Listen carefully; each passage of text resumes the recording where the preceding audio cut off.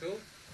Pemirsa Bali TV dimanapun Anda berada, kembali kita berjumpa dalam Bali Post Talk. Dan kali ini saya akan mewawancarai Profesor Wayan Windia, Guru Besar Fakultas Pertanian UNUD. Dalam kondisi COVID-19 yang memukul pariwisata Bali demikian telak, bahkan disebutkan tidak pernah pariwisata Bali mengalami hal seperti sekarang ini, muncul kemudian banyak sekali harapan-harapan dari pengusaha pariwisata agar mereka diberikan stimulus. Dan yang menjadi perhatian adalah para pekerja pariwisata yang di PHK atau dirumahkan. Sekali lagi pada sektor pertanian ini yang juga ternyata tetap tidak pernah digaungkan atau disampaikan apa yang harus dilakukan dalam kondisi seperti ini. Padahal sektor pertanian memegang kunci yang sangat penting juga dalam kondisi pandemi karena akan menyediakan kebutuhan makanan. Kita akan berbincang dengan Prof. Windia terkait dengan mungkin pemikiran-pemikiran beliau apa yang harus dilakukan dalam kondisi seperti ini. Kita sapa dulu dan kita langsung apa kabarnya Prof hari ini? Baik, sehat ya Prof ya? Sehat.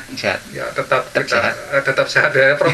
Dalam kondisi begini ini kan lagi-lagi pariwisata menjerit-jerit ya, dan selalu meminta untuk diberikan semacam bantuan gitu supaya bisa survive.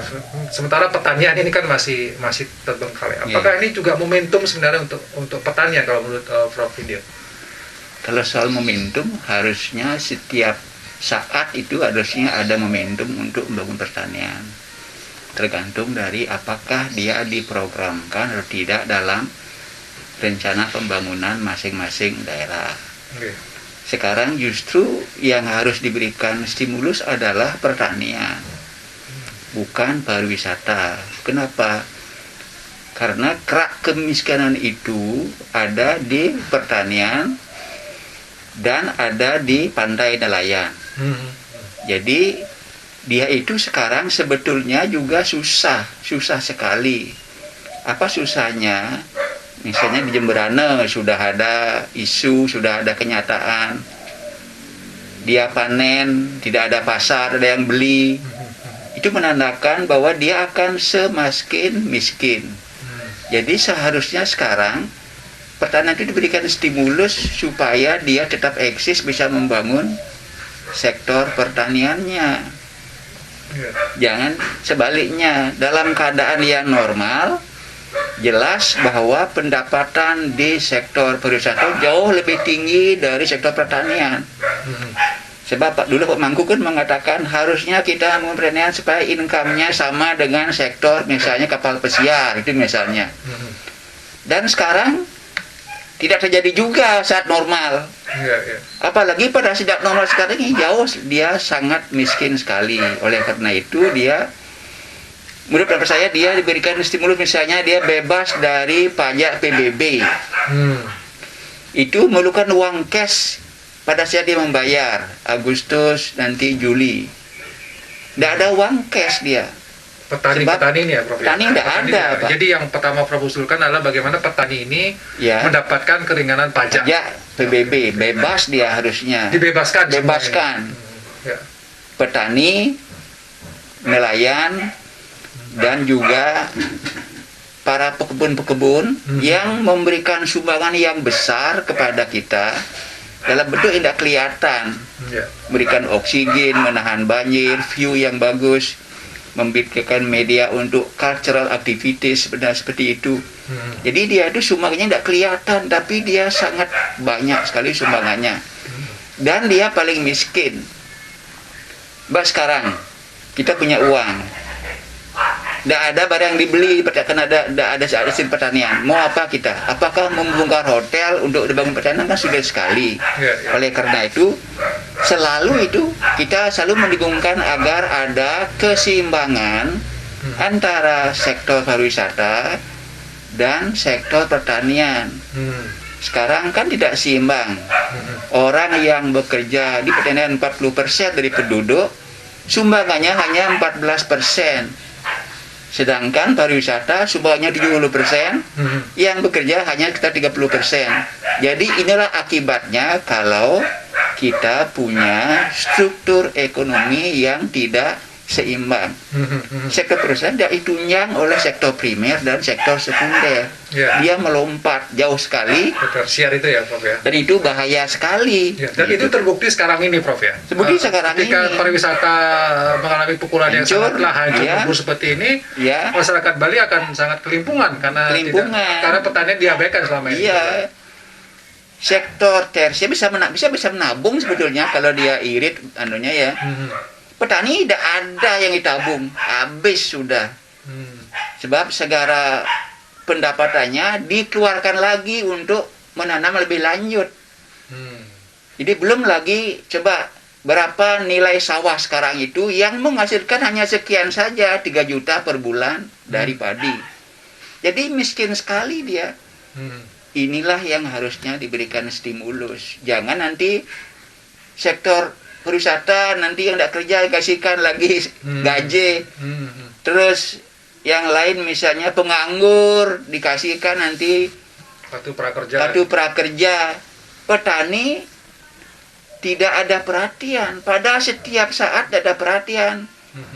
Saat normal tidak diperhatikan, saat tidak normal juga tidak diperhatikan. Ini sangat menyakitkan. Seharusnya majelis Madya Suba itu harus bicara, mengingatkan pemerintah bahwa keadaannya begini sekarang di pertanian jauh lebih sulit dari momentum sekarang yang sektor pariwisata mengalami.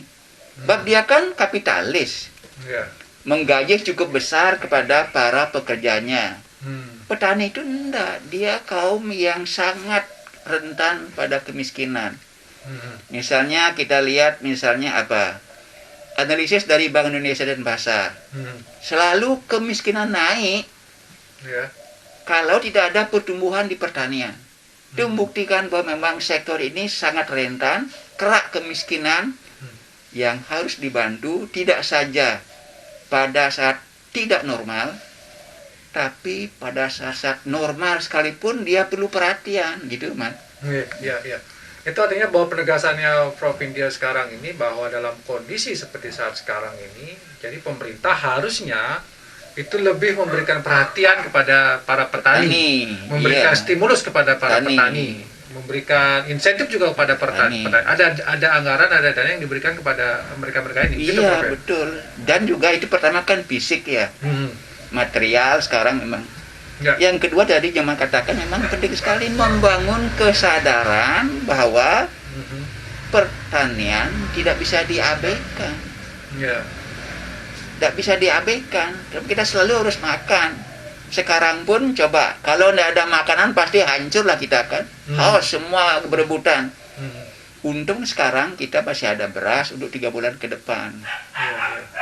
Petani masih bisa jualan sayur. Kalau tidak, bagaimana nasib bangsa ini kalau sektor pertaniannya lemah sekali? Itu diperlemah. Dan proses ke arah itu terjadi. Di Bali misalnya alih fungsi lahan hampir 1.000 hektar per tahun habis. Coba kalau sudah betul-betul habis sekarang sawah, mau apa kita? Jadi ini buktikan harus dibangun sebuah rencana pembangunan yang menyelamatkan berapa hektar harus ada sawah di Bali untuk menunjang kehidupan kalau terjadi hal-hal seperti ini.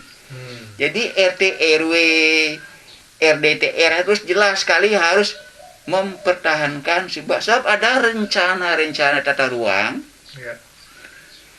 yang sudah mengamanatkan tidak ada sawah gitu. Jadi dirancang sudah di Bali ini, saya tidak sebut nama kabupatennya ya, dirancang supaya tidak ada sawah lagi.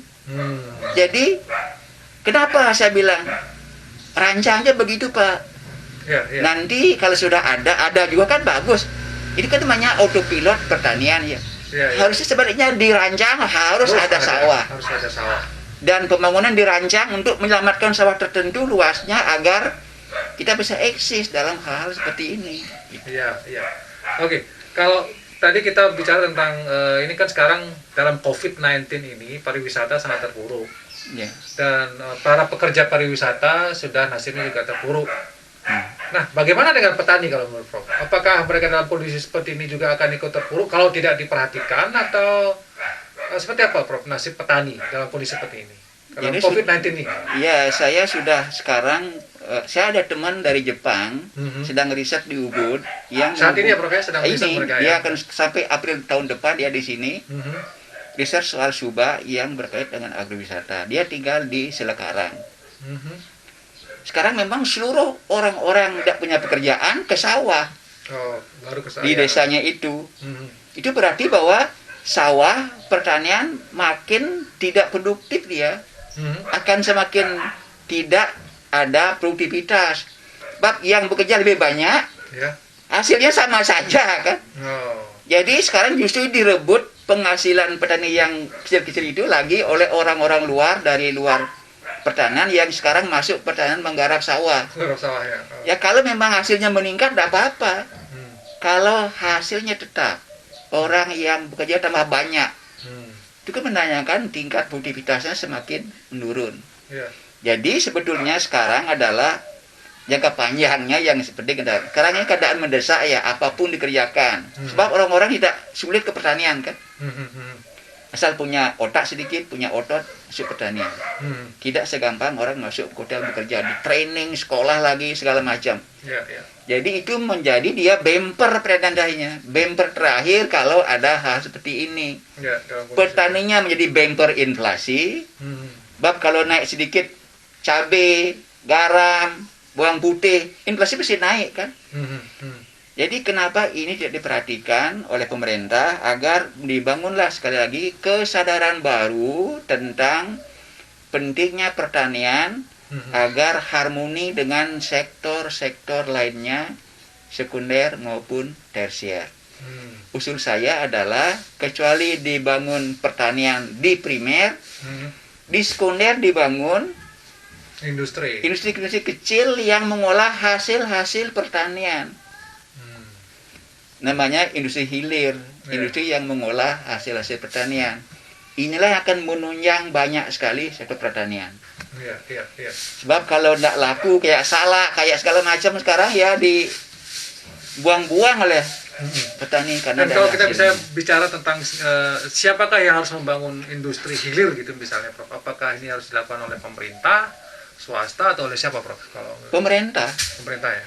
Jadi harus ada kebijakan baru yang tidak lagi bersandar ke pariwisata tapi bersandar ke pertanian, nanti mengalir ke industri kecil yang mengolah hasil pertanian. Ya. Pengalaman-pengalaman negara maju Jepang yang saya baca memang begitu dia. Sehingga kalau hilirnya kuat, pertanian akan maju dia karena dia pasarnya pasti ada. Ya, Gitu. ya. Jadi dia akan mencari hulu, tidak usah dia di pupuknya digratiskan, tidak perlu. Dia akan mencari pupuk, mencari baik karena pasarnya terjamin. Ini teori-teori pembangunan pertanian di Jepang. Kalau kita kan dulu sebaliknya. Hulu dulu diperbaiki, bibit dikasih, pupuk dikasih, pestisida dikasih. Hilirnya tidak tersentuh. Oke. Sekaranglah saatnya kita membangun kesadaran baru tentang membangun pertanian dan membangun industri-industri yang mengolah hasil-hasil pertanian. Saat ini yang momentum yang lebih Ini momentum yang paling bagus, paling bagus ya. membangun kesadaran baru pemerintah agar dia yakin pertanian jangan disepelekan. Gitu, dalam kondisi seperti ini Ya, Prof ya ya. justru. Dan tadi ada memberikan insentif-insentif juga kepada para petani agar Ya. Dia suka bertani. biar suka bertani, dan momentum ini Ya. betul-betul digunakan oleh pemerintah dan Ya. instansi terkait, terutama untuk bagaimana Ya. supaya pertanian ini tidak hanya wacana gitu Prof ya. Iya. Selama ini kan hanya wacana, Wacana, iya. hanya jadi cerita saja gitu. Kalau pilkada baru dia menjual Baru pertanian, tapi setelah itu dia lupa. Ya. Tapi kan sekarang ini pemerintah lagi sepertinya sedang sibuk menangani krisis Iya, penularan dan segala iya, macam. iya. Kemudian anggaran juga akan katanya dialokasikan untuk bagaimana membantu dampak ekonomi dari COVID-19 ini. Kira-kira apakah pemerintah akan mau mendengarkan, atau mungkin ada pertanyaan begini Prof. Ya. Pariwisata selama ini sudah sangat banyak mengeruk dolar gitu loh. Ya. Apakah Prof mempunyai semacam bagaimana peran mereka selama ini dalam kondisi seperti harusnya dalam kalau dia harus bisa eksis sekarang. Dia buktikan sekarang dia kuat. Sekarang kan nggak kuat akhirnya. Akhirnya emang lemah Memang ya. lemah, kropos sekali. Kropos kan. sekali ya pariwisata. Justru pertanian masih kisik-kisik membangun dirinya, mensuplai segala macam. Jadi sekarang justru harus, kalau saya sekarang negara harus juga hadir di sektor pertanian. Jangan hanya mengurus orang-orang yang sedang dirumahkan segala macam. Saya yakin dia pasti punya tabungan dia. Kan dulu income-nya besar, jauh lebih besar dari petani yang mengelola tanah 1 hektar. Dia harusnya punya tabungan. 2 bulan ke depan dia harus punya, masih bisa hidup dia. Iya. Petani tidak bisa. Iya. Kalau dia ada uang dia mati. Iya. Karena dia miskin, tidak ada akses ke lembaga keuangan, kecil sekali. Jadi dia paling ingin bekerja juga di sektor non pertanian, apa buruh, apa tukang segala macam, apa ngukir segala macam. Itu adalah ekspresi dari ketidakmampuan pertanian untuk mengisi perutnya sendiri. Selalu saja dia kena pukul pada saat misalnya harga cabai naik, udah mulai mana impor. Tidak pernah mau dikasih sejahtera ya. Tidak mau dikasih stimulus agar dia mau bertani cabai. Ya. Atau bertani bawang putih, atau bawang merah segala macam. Jadi dia kalah terus dia. Kalau tidak dikasih import, inflasi deh gitu. Apakah petani harus mencari bumper inflasi terus menerus? Tidak diberikan dia kaya. Ya. Jadi harusnya dalam tertentu ya, sekitar cabai, masa cabai juga ngimpor. Berikanlah mahal sedikit dulu, kan nanti kan turun lagi setelah ada produksi kan bawang merah. Kalau beras oke lah. Ya. Karena itu hajat barang banyak harus ngimpor. Baik. Silakanlah. Itu pun harus dibuat antisipasi agar orang-orang bisa bertani sehingga beras cukup. Kita kan negara besar, Ya, luas. Tapi kok tidak bisa? Karena tidak ada kebijakan pembangunan yang mengarah kepada pembangunan pertanian. Ya, oke. Baik, mungkin yang terakhir Prof, mungkin semacam closing statement dari Prof ini berkaitan dengan kondisi sekarang ini, petani, pemerintah harus melakukan apa yang detail, apakah memang misalnya membeli tadi bebas pajak, kemudian apakah juga harus ada anggaran untuk membeli hasil pertanian supaya tidak jadi cerita seperti di Jemberana Negara yang hasil pertaniannya nggak ada yang mau beli. Nggak ada yang beli. Ya, itu gimana harusnya pemerintah menurut Prof? Ya, pokoknya saya juga ingin agar negara hadir di pertanian pada saat-saat sulit seperti ini. Paling tidak uang cash yang harus keluar itu pajak, dia harus keluar petani itu pajak. Kalau enggak terus bisa cari dia kan. Atau jika merasa berutang. Oleh karena itu dalam waktu dekat ini supaya dia juga digratiskan dari pajak PBB agar dia merasa ringan juga. Kemudian tadi kalau ada misalnya tidak laku dia turun, negara hadir pada saat yang sulit. Kenapa kalau sulit di pariwisata semua kok saya perasa dibantu? Di pertanian cuma diam, seolah dah biasa dia miskin, dah biasa dia menderita. Negara juga harus hadir. Baik. Dalam keadaan yang sulit seperti ini, harus merata lah. Jangan hanya sektor ini yang perhatikan, padahal dia dulu kaya raya. Kalau saya harusnya hotel pun harus berani juga membayar pesangon kepada karyawannya. Dulu dia kerja di sana bertahun-tahun mendapatkan income yang besar, disimpan mungkin dibawa lagi ke luar negeri. Saat ini pada pemerintah lagi di obok-obok diberbatkan. Jadi harusnya investor, kapitalis itu harus juga mau membayar pada saat begini. Jangan hanya pada saat suka dia diperas-peras tenaganya, profit banyak. Saat begini pemerintah lagi digandoli untuk memberikan bantuan. Petanilah seharusnya sekarang diberikan bantuan. Baik, terima kasih Prof atas waktunya dan tentu kita berharap memang dalam kondisi begini pemerintah bisa bekerja lebih cepat lagi menyelamatkan penularan ini dicegah, wabah ini dicegah, tapi juga dampak-dampak ekonominya ini juga khususnya bagi Bali petani ini adalah momentum Prof ya untuk bagaimana Ya, petani betul, diperhatikan. Sekali lagi terima kasih Siap. Prof atas waktunya dan pemirsa Makasih Mas. Bali TV dan Bali Post. Demikian Bali Post Talk kali ini. Saya ucapkan terima kasih atas pertanyaannya. Sampai jumpa di Bali Post Talk berikutnya. Saya tutup dengan Pramasa Santi. Om Om Santi. Santi Santi Santi.